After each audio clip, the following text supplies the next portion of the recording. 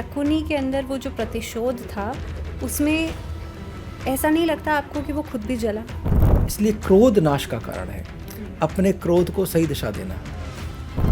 क्रोध द्रौपदी को भी आया था, द्रौपदी का तो वस्त्रहरण हुआ था। और ये सब किसकी चाल थी? ये सारी चाल शकुनी की थी।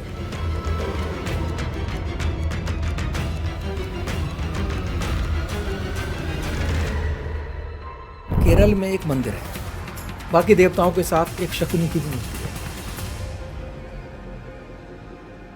शकुनी बहुत बड़ा नाम है महाभारत का, और काफ़ी हद तक, क्योंकि यहाँ पे हम नेगेटिव और पॉजिटिव एंगल दोनों ही देख रहे हैं। एक अच्छा कूटनीतिकार जो है वो हम शकुनी को कह सकते हैं। जी। लेकिन प्रेजेंट लाइफ में अगर देखा जाए तो ऐसे कैरेक्टर के अंदर अगर उन पॉजिटिव ट्रेट्स की हम बात करें तो खास तौर पे किस तरीके से क्या एक्सप्लोरेशन हो सकता है?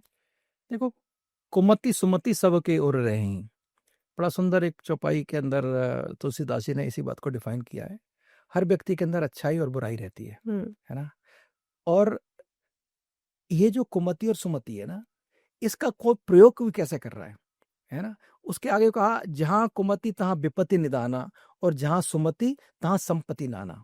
अगर हमारी बुद्धि ने सही कार्य की तरफ काम करना शुरू कर दिया, मति यानी बुद्धि, अगर सुंदर मति हो गई हमारी, अच्छी तरफ अच्छी सोच हमारी हो गई, तो हमें कहां से कहां ले जाएगी। और वहीं अगर हमारी कुमति हो गई तो वो पूरे समाज के लिए, पूरे देश के लिए और पूरे परिवार के लिए विनाश का कारण बन जाती है। लेकिन ऐसे में अगर मैं अलग अलग कैरेक्टर्स की बात करूं, भगवान श्री कृष्ण के जीवन में तो कंस भी था, लेकिन कहा जाता है कि कंस के अंदर शायद पहले से ही ये अंतर्मन में उसकी ये चीज उसे पता थी कि भगवान श्री कृष्ण ही उसका उद्धार करेंगे, इसीलिए शायद उसने इतना सब कुछ रचा। जी। ऐसे में कुमति तो वहां भी थी, या नेगेटिव तो उन्होंने भी किया।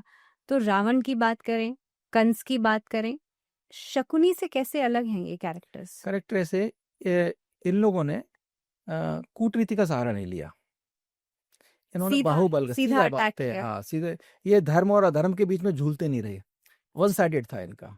ये अधर्म की तरफ थे तो अधर्म की तरफ ही थे पूरे जीवन में। उन्होंने कहा कि इसी प्रकार से मुझे मुक्ति प्राप्त हो गई, यानी कि क्लैरिटी थी इनको। क्लैरिटी थी और सबके सामने वॉर डिक्लेयर की, छुप के नहीं। छुप के नहीं करी। इनका ये जो छद्म जिसको कहते हैं, बाहर कुछ अंदर कुछ, इसको पाखंड कहते हैं। पाप खंड खंड होके हमारे सामने होता है, इसी का पाखंड इसको शब्द दिया गया है। इसके जीवन में पाखंड था, सामने बहुत मीठा। जब किसी भी व्यक्ति को, ये इतना विद्वान आदमी था, इतना चालाक आदमी था ये, कि अपनी बातों से किसी को भ्रमित कर दिया करता था, किसी को भी। दुर्योधन का माइंड वॉश कर दिया, बिल्कुल उसको सिखा दिया ये पांडव तेरे शत्रु हैं। जबकि माता कुंती ने, और गांधारी, गांधारी बड़ी अच्छी स्त्री थी, उसने पांडवों को उतना ही प्यार किया जितना कि कौरवों को, लेकिन इसने विवश कर दिया। और माता गांधारी को ये पता था कि मेरा भाई कैसा है, किस एजेंडे के साथ आया, उनको ये भी पता था, लेकिन वो अपने आप को बेवश पाती थी, क्योंकि बुद्धिमान इतना ज्यादा था, अपनी बातों को किस तरह से तोड़ मरोड़ के पेश किया करता था कि लोग इसकी बातों में हक जाया करते थे।